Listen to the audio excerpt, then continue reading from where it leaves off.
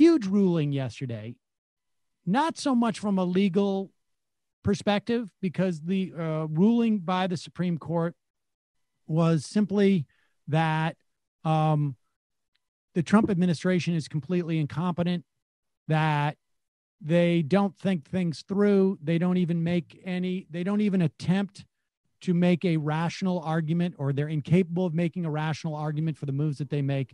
And therefore, Trump's attempt to overturn the DACA executive order, I guess, which is basically just prosecutorial discretion, I think, was found to be capricious.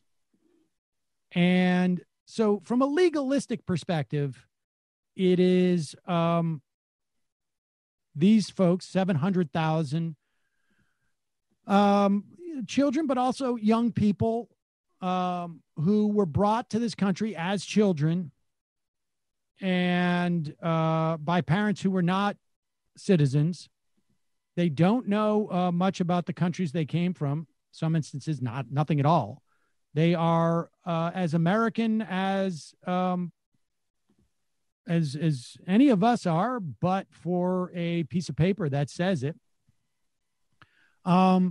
They have, at the very least, a reprieve, and presumably, I don't think the Trump administration can get it together in time, with the hopes that the election will change the administration. 700,000 people, and then hundreds of thousands more, maybe, even more than that, of family members and friends and whatnot. So there is a huge sigh of relief that is being breathed.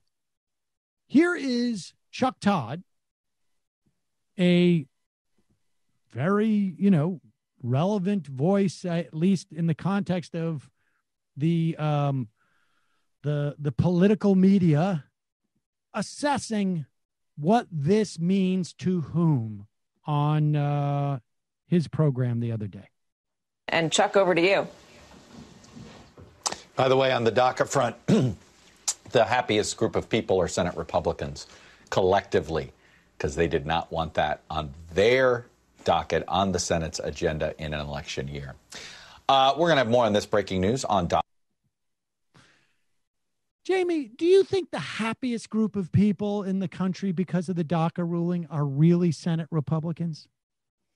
I think they're pretty low on the list, actually. They're certainly not number one. I would say they're probably not the happiest. They could be happy because they're not going to have to deal with this political hot potato, but the complete lack of sort of like awareness of the implications of this in real people's lives is pretty stunning. Are you saying that there are no GOP senators who are DACA recipients? I'm going to guess that there are none. And I would also guess that that Chuck Todd has not taken the opportunity that one has when one has a TV show, like an interview show, to ever talk to anybody associated with or who was a dreamer or anybody associated with a dreamer, just to get a sense of it. Just to keep yourself honest on some level, like just be aware that there's actually, like, this is not just a game. It's actually has real implications for real human beings' lives. I don't know. Kind of on that note, I think it was the New York Times. They did, the paper of record, history's first draft. They did a report on the trans ruling and didn't have any sort of trans representation in the quotes. So. Well, that would involve like picking up a telephone. Calling from a 509 area code. Who's this? Hey, Sam. It's Ronald Reagan. Oh, Ronald Reagan. Good to hear from you. How's it going? Fine. Tell us about DACA, man. Oh, yeah.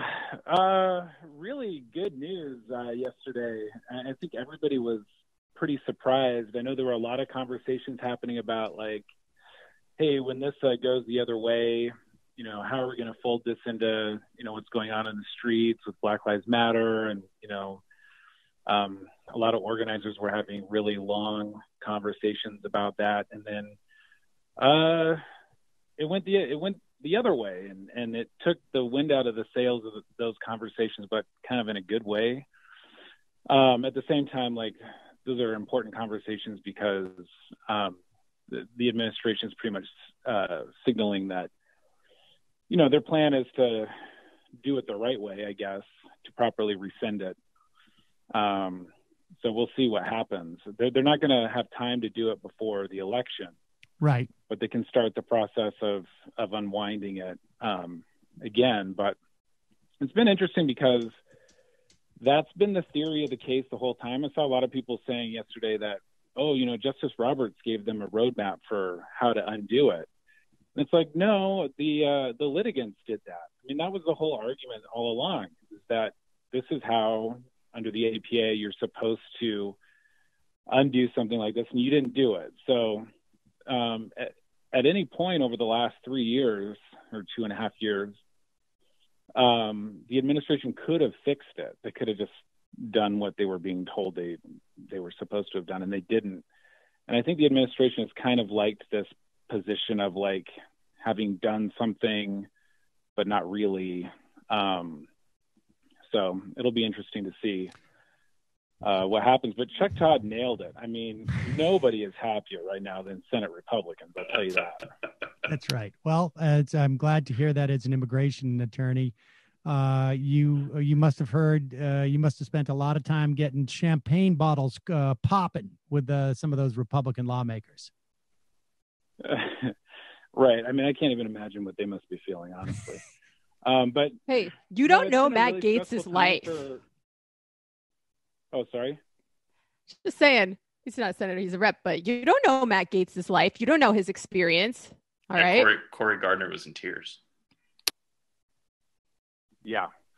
Oh man, the Matt Gaetz thing. That's have you talked about that? You haven't talked about that. I haven't talked about that because, to be honest with you, I have no idea what to make of it. And very weird. Such a horrible individual that I'm more than happy to leave that aspect of his personal life out of it. I mean, right.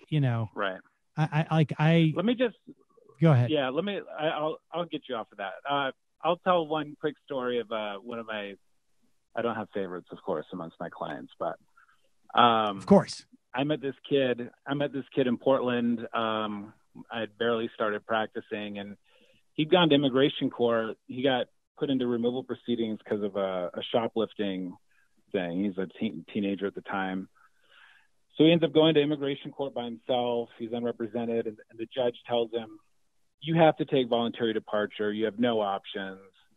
And so he does what the judge tells him. And so he's sitting there with a departure date. And that's when I was contacted. And so we tried to get the case reopened. We filed a motion to reopen because the judge was giving bad legal advice. But then in the interim, while all this was going on, DACA happened. And he's now a union roofer. He's got a really good job.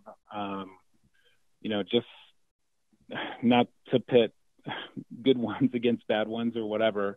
All immigrants deserve, dignity and basic rights. But he is just one of my favorite people.